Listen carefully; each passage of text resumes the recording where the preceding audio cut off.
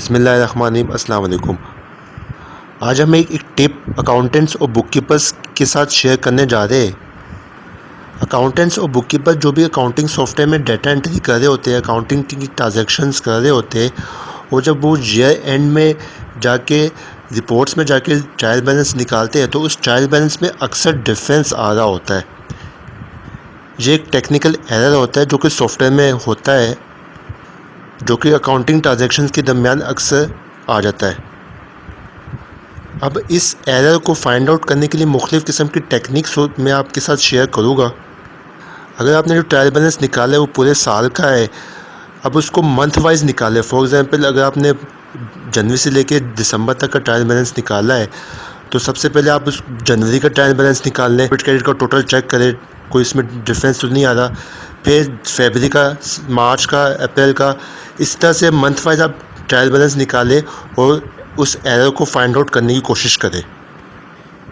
इस तरह से जिस मंथ में आपको ट्रायल बैलेंस में डिफरेंस नज़र आए, फिर आप उसको 15 दिन का निकालें, यानी कि 1 तारीख से लेकर 15 तारीख तक का निकालें और उसको इसमें एरर फाइंड आउट करने की कोशिश करें। इस तरह से नंबर ऑफ़ डेज़ जो है आपके कम होते चले जाएंगे और आप गलती के बिल्कुल करीब आते चले जाएंगे जिस जगह पे डिफरेंस आ रहा होगा। आप इस तरह से गलती को, आप जो मिस्टेक हो रही है वो आप फाइंड आउट कर सकते हैं। देखिए, डिफरेंस आता क्यों है, इस वजह से कि अक्सर मिसाल के तौर पर अगर हमने कोई एंट्री कर रहे होते हैं किसी वाचर में, तो एंट्री करने के दरमियान अक्सर लाइट चली जाती है, कंप्यूटर एकदम से बंद हो जाता है। जो आपने जो एंट्री कर रहे होते हैं उसकी अमाउंट तो कंप्यूटर सॉफ्टवेयर के अंदर है, और समटाइम्स वो ऐसा होता है कि वो अमाउंट जो होती है वो ट्रायल बैलेंस में भी चली जाती है, इस वजह से डिफरेंस आता है। जाहिर सी बात है, वाचर तो जनरेट हो जाता है, उसका सीरियल नंबर तो जनरेट हो जाता है, वो अचानक से कंप्यूटर बंद होने पे वो ऑटो सेव भी हो जाता है समटाइम्स। और जब आप दोबारा से सॉफ्टवेयर ऑन करते हैं, लॉगिन होते हैं, वाचर बनाने पे वो नया नंबर जनरेट हो जाता है, वो जो पुराना वाचर था वो कंप्यूटर के अंदर ही रह जाता है। टिप नंबर 2, अक्सर जो सॉफ्टवेयर के अंदर अनपोस्ट वाचर्स होते हैं, जो कि पोस्ट कर देते हैं आप लोग, अक्सर अनपोस्ट जो वाचर्स होते हैं उनकी अमाउंट भी समटाइम्स जो ऐसा होता है सॉफ्टवेयर में एरर की वजह से वो अमाउंट जो है वो ट्रायल बैलेंस में चली जाती है।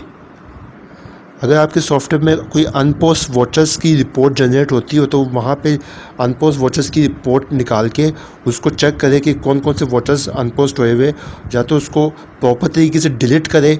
डेटाबेस में भी जाके चेक कर लीजिए।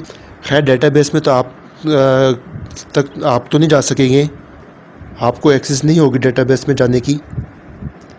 इस केस में एडमिन और सॉफ्टवेयर प्रोग्रामर्स जो आपके हैं उनसे आपको हेल्प लेनी पड़ेगी। टिप नंबर 3, अक्सर ये होता है जो आप समटाइम ऐसा होता है कि आप वाचर्स सॉफ्टवेयर में डिलीट कर देते हैं, लेकिन आप तो देखिए यहाँ से डिलीट तो कर देते हैं, वो डेटाबेस में प्रॉपर तरीके से डिलीट नहीं होती। अगर आपकी रिपोर्ट्स में कोई ऐसी रिपोर्ट जनरेट होती है जो कि डिलीट वाचर्स की रिपोर्ट आपके पास आ जाए तो बहुत ही अच्छा है, ताकि आपको पता चल सके कि आपने पूरे साल में कौन कौन से वाचर्स डिलीट किए हुए।